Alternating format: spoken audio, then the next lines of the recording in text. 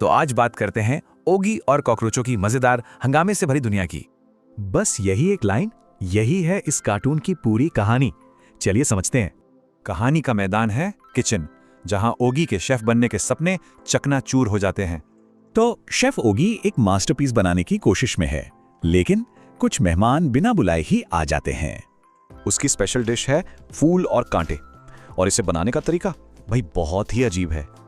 और तभी होती है कॉकरोच गैंग की धमाकेदार एंट्री। अब ओगी की कुकिंग बन जाती है खाने की जंग। नतीजा, खूब लड़ाई झगड़े के बाद बेचारा शेफ ओगी खुद ही एक ऑमलेट बन जाता है। और जब खाना बर्बाद करने का मन ना हो तो कॉकरोचों का अगला निशाना होती है चोरी। असली जंग तो फ्रिज के लिए होती है। एक तरफ है रक्षक तो दूसरी तरफ लुटेरे।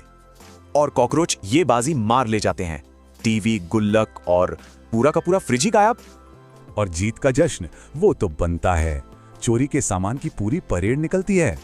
लेकिन ओगी भी चुप बैठने वालों में से नहीं। वो अपना सामान वापस लाने की ठान लेता है। उसका नारा किसी देश के लिए नहीं, बल्कि अपने प्यारे से फ्रिज के लिए है।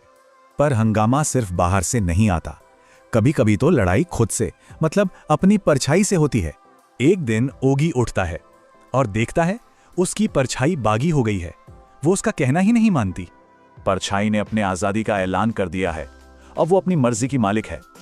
लेकिन जब ओगी उसे डूबने से बचाता है, तब उन्हें समझ आता है कि वे साथ में ही बेहतर हैं। तो अब सवाल यह है कि ओगी अपना चोरी का सामान वापस कैसे लाएगा। यहीं से शुरू होता है बदला। जब सारी तरकीबें फेल हो जाती हैं, तो ओगी सीधा कॉकरोचों के ठिकाने पर धावा बोल देता है। और इसके लिए वो क्या क्या नहीं आजमाता। कभी जोकर का भेस, तो कभी एलियन बनकर हमला। कॉकरोचों की चालाकी से तंग आकर ओगी को एक पुराने विलेन के गुर्गू की याद आ जाती है। आखिर में वो अपना सबसे भरोसेमंद हथियार उठाता है, वैक्यूम क्लीनर। ओगी को सामान तो मिल जाता है, पर इस घर में शांति, वो तो बस कुछ पल की मेहमान होती है। तो सोचने वाली बात यह है कि इस कभी न खत्म होने वाली जंग में असली विजेता कौन है।